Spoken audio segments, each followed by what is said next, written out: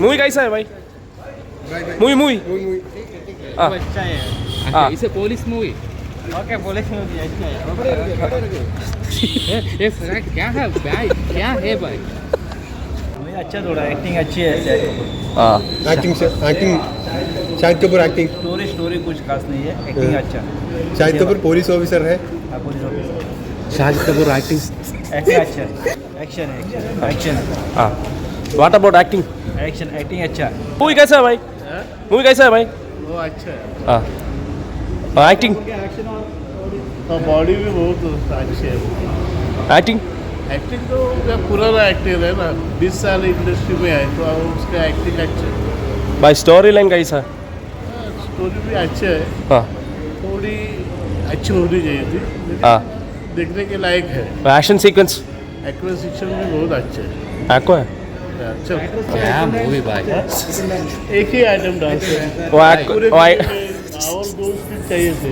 Mumbai കിസി bap കാ മുംബൈ പോലീസുകാരൻ Mumbai police എന്നൊരു സിനിമ നമ്മൾ മലയാളത്തിൽ കണ്ടിട്ടുണ്ട്. കാരണം ഇത് ശരിക്കുള്ള മുംബൈ പോലീസ് ഇതുവരുന്നു. ഇനി മുംബൈ പോലീസിൻ്റെ കഥ തന്നെയാണോ എന്നുള്ളൊരു ഡൗട്ട് ഉണ്ടായിരുന്നു. ഇന്നലെ വൈകുന്നേരം കൂടെ നമ്മൾ അവർ കാസ്റ്റൊക്കെ, ഞാനും എൻ്റെ ഒരു ഫ്രണ്ടും കൂടെ അവർ സിനിമയുടെ അഭിനയിച്ചിരിക്കുന്ന കാസ്റ്റൊക്കെ എടുത്ത് വെച്ച് നോക്കിയിട്ട് മലയാളത്തിൻ്റെ ഒറിജിനൽ, ഇനി അഥവാ റീമേക്ക് ആണെങ്കിൽ തന്നെ ഒറിജിനൽ വർഷത്തിൻ്റെ ഒരു കഥ പോലെ വരുമോ എന്നുള്ളൊരു അനാലിസിസ് ഒക്കെ നടത്തിയായിരുന്നു. സത്യം പറഞ്ഞാൽ അതുപോലെ തന്നെ ഇതിനകത്ത് വന്നിട്ടുണ്ട്.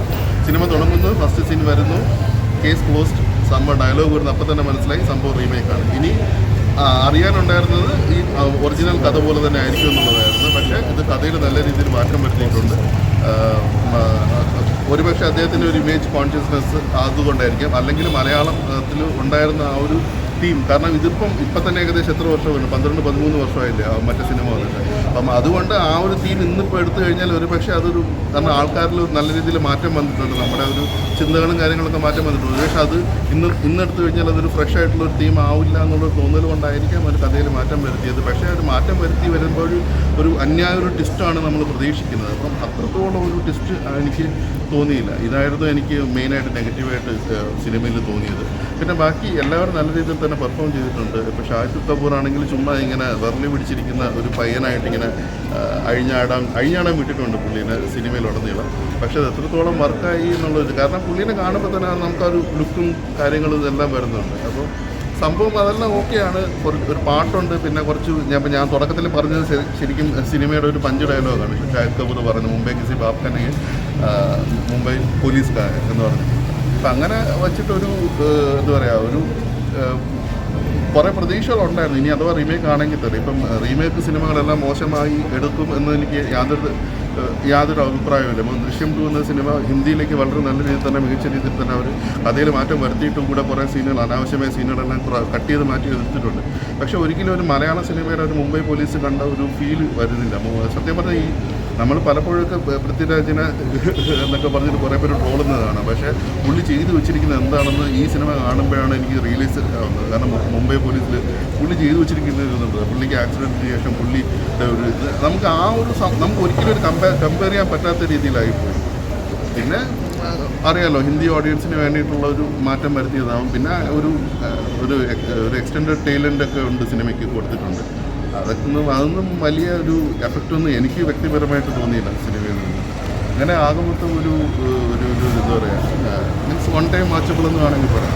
പാളിച്ചെന്ന് പറയാൻ പറ്റില്ല, സംഭവം ഡീസൻ്റ് ഒരു സിനിമയാണ് ഞാൻ പറയുന്നത്. കാരണം നമ്മൾ മലയാളികളായതുകൊണ്ട്, അല്ലെങ്കിൽ നമ്മൾ മലയാളത്തിൽ ഓൾറെഡി ആ സിനിമ കണ്ടതുകൊണ്ട്, പിന്നെ പ്രത്യേകിച്ച് മുംബൈ പോലീസ് എന്ന സിനിമ എനിക്ക് വ്യക്തിപരമായിട്ട് ദൃശ്യം എത്രത്തോളം എനിക്കിഷ്ടപ്പെട്ടോ അതുപോലെ തന്നെ ഇഷ്ടപ്പെട്ട ഒരു സിനിമയാണ് മുംബൈ പോലീസ്. അന്ന് കണ്ടപ്പോഴത്തേക്കും, കാരണം നമ്മൾ ക്യൂരിയോസിറ്റി ഇങ്ങനെ ജനറേറ്റ് ഇങ്ങനെ കൊണ്ടുപോയി. അപ്പം ആ ഒരു സംഭവം ഇതിനകത്ത് ഡീസൻ്റായിട്ട് എടുത്തിട്ടുണ്ട്. അപ്പം നമ്മൾ ഓൾറെഡി കണ്ട സിനിമ ആയതുകൊണ്ട് നമുക്ക് ഓൾറെഡി ഇങ്ങനെയൊക്കെ ഒരു നമുക്കറിയാമല്ലോ, ഇന്ന കഥാപാത്രങ്ങൾ നമ്മുടെ മനസ്സിൽ കിടക്കുന്നുണ്ട്.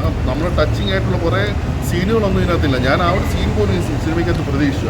ഇന്ന സീനൊക്കെ വരുമ്പോഴത്തേക്കും കുറേ കൂടെ ഒന്ന് നല്ല രീതിയിൽ വരുമായിരിക്കും എന്ന് പ്രതീക്ഷിച്ചു. പക്ഷേ അങ്ങനെ കുറേ സീനുകളൊന്നും ഈ സിനിമയ്ക്കകത്തില്ലായിരുന്നു. അതൊക്കെ ഉൾപ്പെടുത്താൻ പറ്റില്ല, കുറേ ഇമോഷണൽ കണക്ട് കിട്ടുന്ന കാര്യങ്ങളൊക്കെ അതെല്ലാം ഉൾപ്പെടുത്താതെ ഒരു ടിപ്പിക്കൽ ഒരു സിനിമ ഇതുപോലെയായിട്ട്. മെയിനായിട്ട് എനിക്ക് ആ ഒരു പ്ലോട്ട് ട്വിസ്റ്റാണ്. ആ ഒരു ട്വിസ്റ്റ് കുറേ കൂടെ എന്തെങ്കിലും ഒരു എന്താ പറയുക, നമുക്ക് അൺഇമാജിനബിൾ ആയിട്ടുള്ളൊരു സംഭവം ആയിരുന്നെങ്കിൽ കുറേ കൂടെ നല്ല രീതിയിൽ വരുമായിരുന്നു.